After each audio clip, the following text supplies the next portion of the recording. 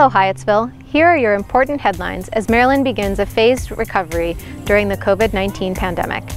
In late April, Governor Hogan shared his Maryland Strong Recovery Plan, and he announced this week that cases of COVID-19 in the state have slowed enough to begin Phase 1. However, local jurisdictions are allowed to set their own schedule for reopening, and as Prince George's County still has the highest number of confirmed COVID-19 cases in the state, the county executive has decided to delay the process of reopening until local cases decrease for a sustained period of time.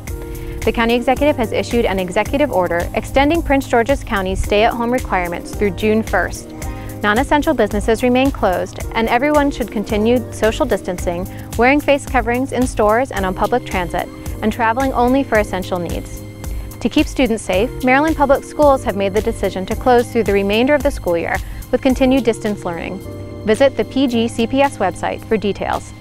The city hopes to aid Hyattsville businesses and residents through a recently adopted $1 million COVID-19 pandemic relief fund. To help distribute the funds, the city is partnering with the Hyattsville Community Development Corporation, Employ Prince George's, and CASA Maryland, as well as launching its own grant program for Hyattsville businesses.